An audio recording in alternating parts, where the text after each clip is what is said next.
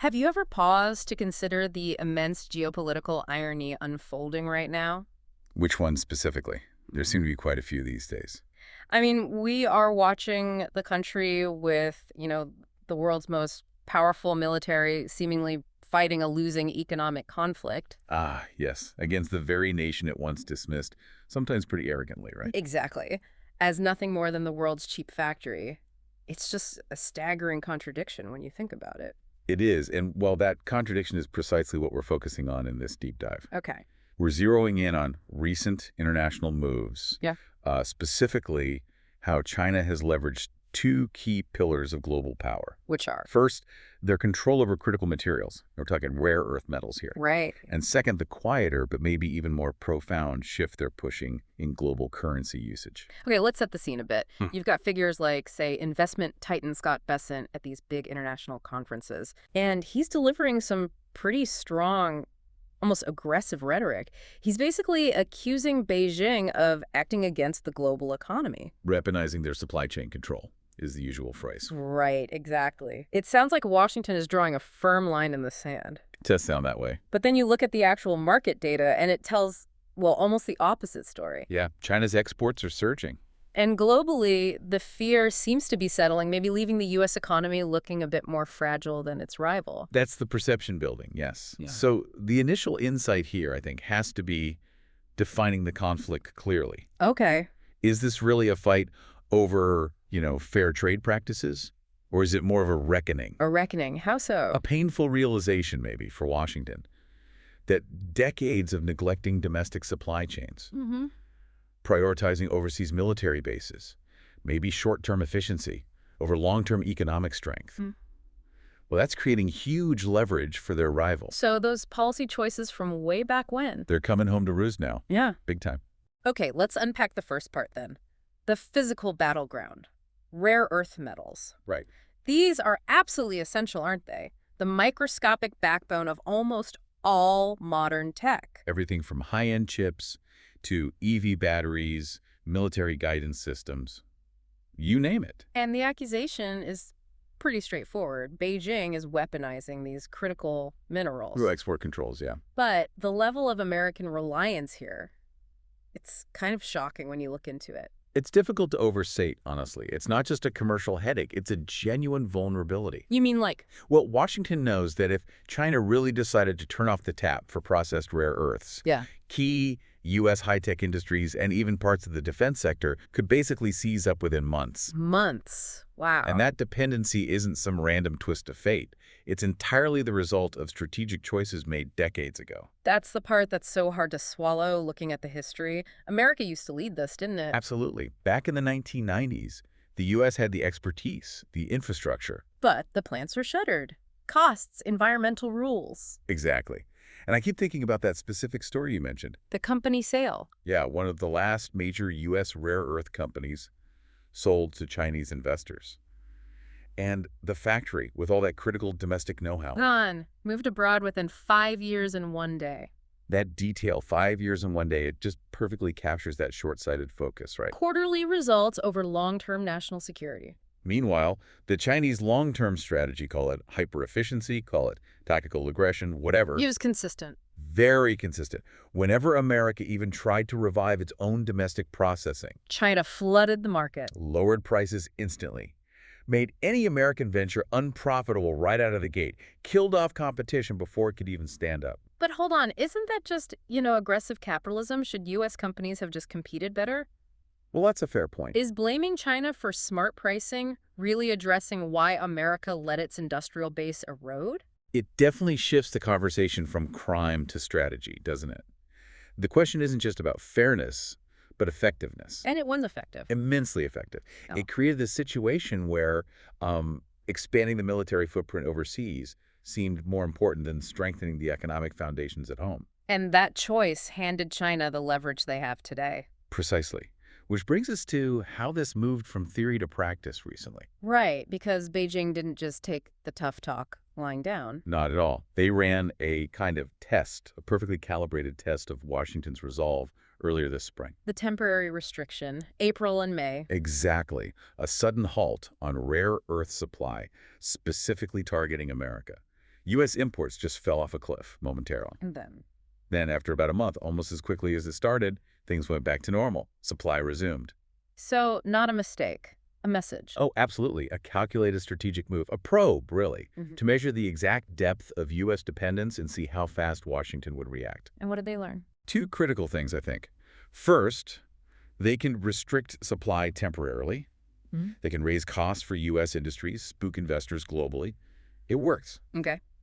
And second? Second, and this is vital, they realize they can maintain their own cash flow easily by just diverting that supply elsewhere. They don't actually need the U.S. market as much as maybe assumed. Apparently not to survive, no.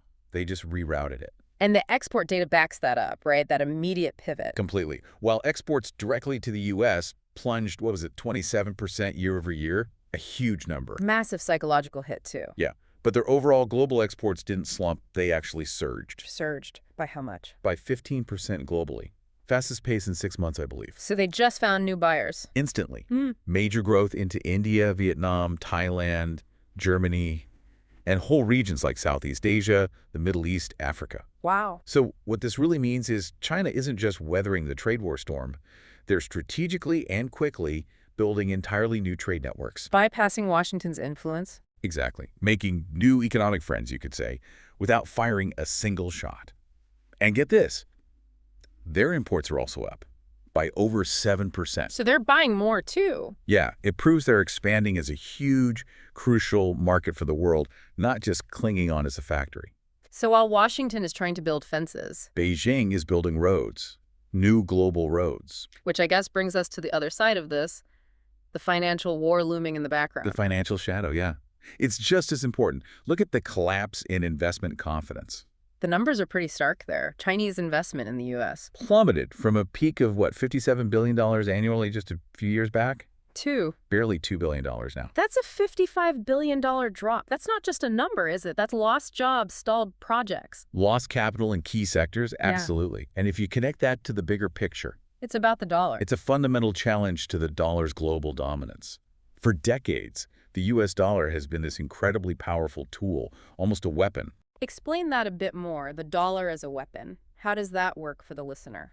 Well, its reserve status forces almost everyone Yeah. to use it for major international trade, like oil. Right. That means you have to interact with the U.S. banking system, follow U.S. rules. It allows Washington to impose sanctions quickly, control liquidity globally. Because everyone needs dollars. Exactly. Now, Beijing is very actively, very openly trying to cut that financial cord. It's about reducing that dependency. De-dollarization. Right. When China settles trade in its own currency, the Renminbi or RMB, it sidesteps that U.S. regulatory reach entirely. And the numbers show this isn't just talk. Not at all. We're seeing, 30% of China's goods trade now settled in RMB? 30% already. And even more striking, if you look at their cross-border transactions, investments, loans, everything fully, 50%, half, are now using their own currency. Half. Those are staggering figures. That's not marginal drift. That's a serious active pivot. Absolutely. And they're doing something else, too, playing defense against the U.S. financial system. Yeah. By actively selling off U.S. government bonds. They recently trimmed their holdings by $25 billion. Why does selling U.S. bonds matter? Well, when a huge holder like China sells, it increases the supply of those bonds on the market. Basic economics says that pushes the price down and interest rates up. Making it more expensive for the U.S. to borrow. Exactly. Puts pressure on U.S. debt servicing, makes U.S. debt less attractive maybe. It forces the world to seriously think about a multipolar currency system. So the long game is? Simple, really. If the RMB's share in global trade keeps rising, say it hits 70%, then Washington's ability to use financial sanctions just evaporates. it diminishes drastically, yeah. They don't need to win a tariff war if they can just change the currency everyone uses to keep score. So what has Washington's response been to all this? The stated response is trying to build this Fortress America coalition. Right. Urging allies G7 India to impose similar tariffs on China, basically asking them to pick a side. But here's the fundamental problem. Washington seems to be fighting this based on ideology, maybe geopolitics. While the allies are thinking. Pure pragmatism. And Right. pragmatism is winning, hands down. How so? Countries like Germany, Italy, Spain, they know their core industries, especially the absolutely vital auto sector, Yeah. rely heavily on two things: cheap parts from China and, crucially, access to that huge, growing Chinese consumer market. So their economic reliance is just too deep. Cutting ties would be like... Economic suicide, pretty much. For Germany, losing access to the Chinese market or losing those cheap inputs, it's like cutting off the blood supply. So upsetting Washington is less scary than that. Far less terrifying than the immediate severe economic crash that would follow cutting ties with Beijing. They simply can't afford to join the kind of coalition Washington wants. Right. So if the Allies won't fully sign on, what's the outcome of this high-stakes standoff? Yeah. Bessent went back to Washington. And he framed it as a victory. How? Because 100% tariffs were avoided. He called that outcome a peaceful step. But your analysis is... You have to read between the lines of that diplomatic language. It sounds an awful lot like a quiet, carefully worded form of strategic surrender. a surrender. Well, Washington is having to face the reality that continuing the trade war with these aggressive tariffs is basically economic self-harm at this point. While China... China keeps control of critical supplies, successfully expands its trade networks everywhere but the U.S., really. And America loses investment and trust. Yeah. The difference in vision is just so stark, isn't it? One side is building fences with sanctions and tariffs. While the other is building roads with trade deals and new currency systems. Exactly. So the ultimate irony we've kind of uncovered here is that the real victory, it seems, belongs not to the loudest voice or the biggest military, But to the nation that just consistently, calmly executed a long-term strategy, focused on building that foundational economic infrastructure technology. and just playing the long game. That's the takeaway, absolutely. This new phase of geopolitics, it doesn't seem to be about ideology or who shouts the loudest anymore. It's about... It's about who stays calmest, most pragmatic, most strategically focused when the global economy starts to panic. The world's being presented with two really distinct paths right now, would you say? One looks like protectionism, maybe retreat. The other looks like expansive multipolar trade. So the question for you, the listener, is... Where do you think the world will ultimately choose to walk? As these huge financial and trade tides keep shifting, that's the real question to chew on.